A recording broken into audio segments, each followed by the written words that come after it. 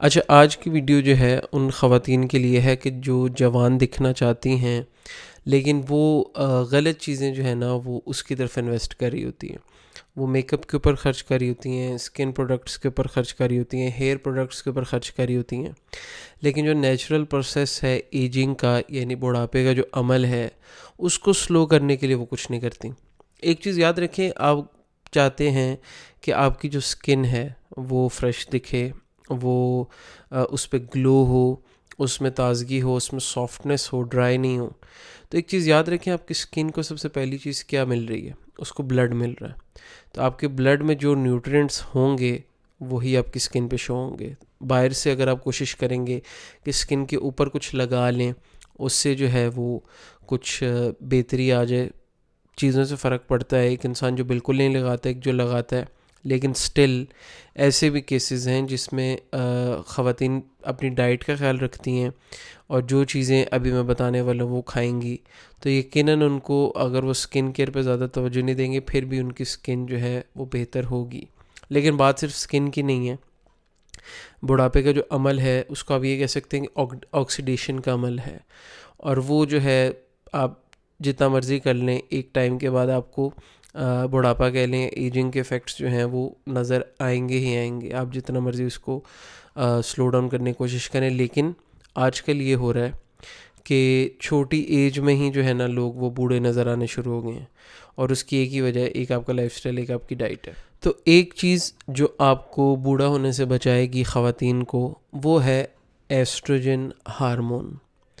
Oestrogen जो है वो सिर्फ उसका सेक्सुअल या रिप्रोडक्टिव हेल्थ से ताल्लुक़ नहीं है, वो आपकी पूरी बॉडी को कंट्रोल करता है और हर ऑर्गन पे उसका, जितने भी इम्पॉर्टेंट ऑर्गन्स हैं सब के ऊपर उसका असर होता है।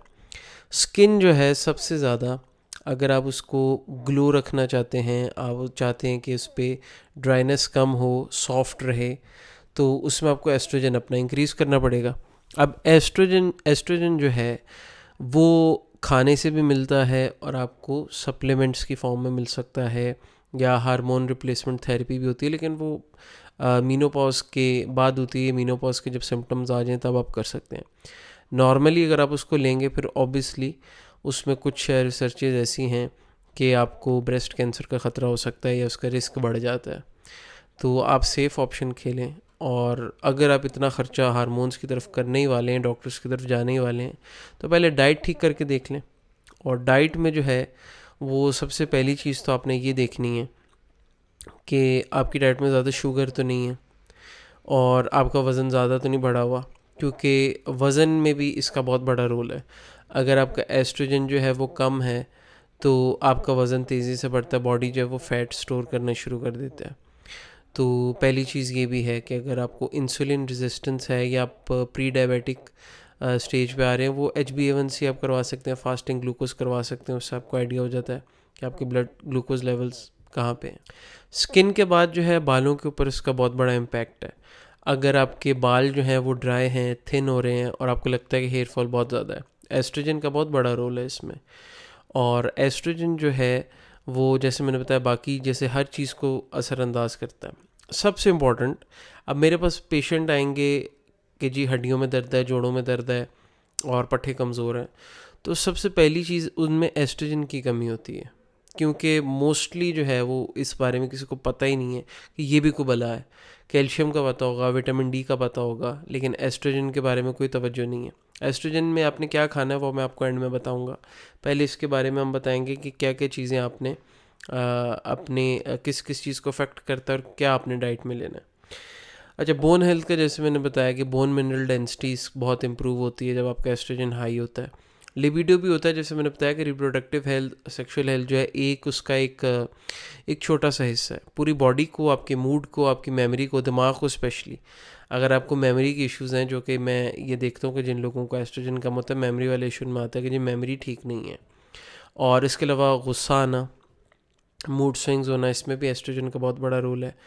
तो ये इतने सारे सिम्टम्स मैं आपको बताऊंगा, आपको लगेगा कि इस पूरी दुनिया को यही मसला है, क्योंकि कहीं ना कहीं ये चीज़ अफेक्ट कर रही होती है और इसकी तरफ ना डॉक्टर तवज्जो देते हैं, ना ही लोगों को ख़ुद पता चलता है।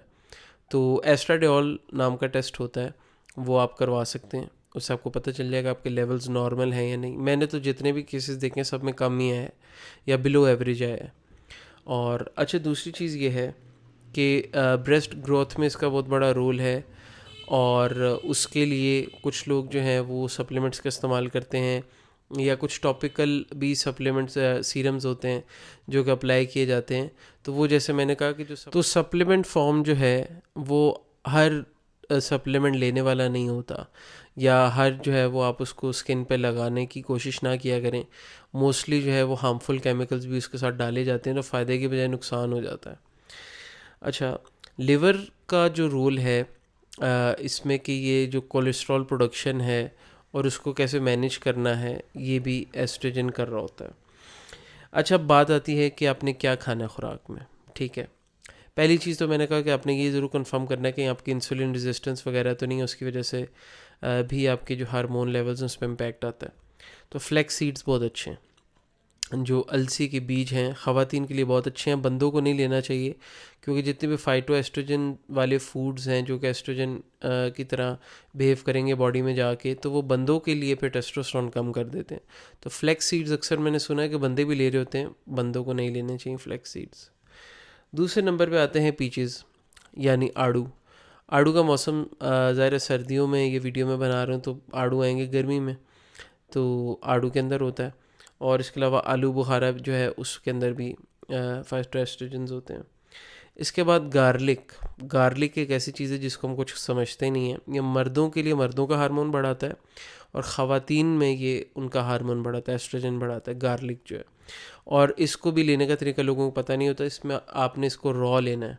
आप अगर इसको लेंगे पका के या जला के, तो उससे, और कुछ लोग ये करते हैं कि उसको चुबा के या मुंह में डाल के बिना चुबाए पानी पी लेते हैं, तो उसका भी कोई फ़ायदा नहीं है। एस्ट्रोजन बढ़ाने के लिए आप सफ़ेद तिल सेसमी सीड्स का इस्तेमाल कर सकते हैं। काले भी होते हैं, सफ़ेद भी होते हैं, लेकिन हैरान कुन तौर पे जो सफ़ेद सेसमी सीड्स होते हैं उसके अंदर बहुत ही ज़्यादा कैल्शियम होता है, और ये दोनों काम इस करता है, आपके एस्ट्रोजन भी बढ़ाता है और आपकी कैल्शियम की कमी बहुत हद तक पूरी करता है। इसको भी खाने का तरीका ये है कि आपने इसको चुबा के खाना है। इसका जो ऑयल है, अब इसमें दो चीज़ें याद रखें। जो सीड्स होते हैं, सीड्स जो हैं अगर उसके अंदर ऑयल नहीं है, वो ड्राई हो चुका है, तो समझे वो खाए ना खाए बराबर हो गया। तो आपने जब भी जहाँ से भी लेना है, ड्राई फ्रूट की शॉप से लेना है या किसी मार्ट से लेना है, तो आप ये ज़रूर चेक करें उसके अंदर ऑयल है या नहीं। अगर तो ऑयल नहीं आ रहा और चुबाने से बिल्कुल वो ड्राई है, तो कोई फ़ायदा नहीं है। तो वाइट भी अच्छे हैं और ब्लैक सेसमी सीड्स भी अच्छे हैं। इसके बाद अगला नंबर आता है डार्क चॉकलेट का। चॉकलेट्स जो हैं वो ख़वातीन को वैसे पसंद होती हैं, लेकिन मोस्टली हम लोग मिल्क चॉकलेट खा रहे होते हैं जिसमें ज़रा मिल्क ऐड है। चॉकलेट जो डार्क चॉकलेट है, प्योर चॉकलेट है, वो तो वैसे भी नहीं खाई जाती लोगों से। तो चॉकलेट किसी भी फॉर्म में हो, आपने जब लेनी है तो कोशिश करेंगे डार्क चॉकलेट हो जिसके अंदर उसका कंटेंट ज़्यादा हो। इसके बाद अगला नंबर आता है चिक पीस का, जिसको सफ़ेद चने कहते हैं, काबली चने भी कहते हैं। और ये भी दो किस्म के, छोटा साइज़ है, बड़ा साइज़ है। दोनों में जो है वो क्वांटिटी के हिसाब से सेम होता है फाइटो एस्ट्रोजेंस। तो चने बहुत अच्छे हैं ख़वातीन के लिए, और वेट लॉस के लिए बहुत अच्छे हैं। आयरन भी बहुत मिलता है इससे, हाजमे के लिए अच्छे हैं, कॉन्स्टिपेशन नहीं होने देते। तो बहुत इसके बेनिफिट्स हैं। अच्छा, अगला नंबर जिसमें फाइटो एस्ट्रोजेंस बहुत होते हैं वो है पम्पकिन सीड्स। कद्दू के जो बीज हैं ग्रीन रंग के, वो बहुत ही बेहतरीन सोर्स हैं फाइटो एस्ट्रोजेंस का। और मैग्नीशियम बहुत अच्छा होता है, जिंक बहुत अच्छा होता है, मर्द ख़वातीन दोनों के लिए अच्छा होता है। लेकिन खाना कितना है? 1 चम्मच खा लिया, 2 चम्मच खा लिया? बिल्कुल नहीं। 1 मुट्ठी, 1 हैंडफुल आपने कम से कम खाना है। 2 भी खा लें कोई प्रॉब्लम नहीं है, लेकिन 1 मुट्ठी कम से कम खाएं, जो आपके हाथ का पोर्शन साइज़ बनेगा। तो हर बंदे का ज़रा हाथ के हिसाब से, जो बड़ा बंदा उसका हाथ बड़ा है तो वो ज़्यादा क्वांटिटी उसको रिक्वायर्ड होगी। तो हैंडफुल जो है वो आपने ले लिए तो वो आपके लिए इनफ होगा, और इसका असर आने में आपको मे बी 1 से 2 हफ्ते में आपको अच्छा खासा रिजल्ट फील होगा कि एनर्जी आई है जिस्म में। अच्छा, इसके बाद है ऑलिव ऑयल। ऑलिव ऑयल भी जो है वो दोनों चीज़ें, ऑलिव ऑयल ले सकते हैं, डायरेक्ट ऑलिव ले सकते हैं। ऑलिव आते हैं बॉटल में प्रिजर्व किया होता है, उनको ऑलिव भी ले सकते हैं। ऑलिव अगर आप लेंगे तो 2 से 3 बहुत गर्म होते हैं, याद रखिएगा। ऑलिव ऑयल जो है वो आप छोटे चम्मच से शुरू करें, 1 टीस्पून से। इसके बाद जो है वो सेब है। सेब जो है पूरा साल ही मिलते रहते हैं सर्दी गर्मी में, तो सेब बहुत अच्छे हैं। सेब का भी ये है कि आपने कम से कम 2 खाएं, 3 खाएं, 4 सेब खाएं, ये एक सेब आधा सेब खाने से कुछ नहीं होता। अच्छा, इंटरेस्टिंगली आटे के अंदर जो गंदम है उसके अंदर भी मतलब आप खाएंगे आटा तो फाइटोएस्ट्रोजन्स हैं और एस्ट्रोजन बनाएगा, लेकिन उसका सबसे बड़ा नुकसान ये है कि वो गंदम जो है वो मोटापा करती है, उसमें शुगर बहुत होती है।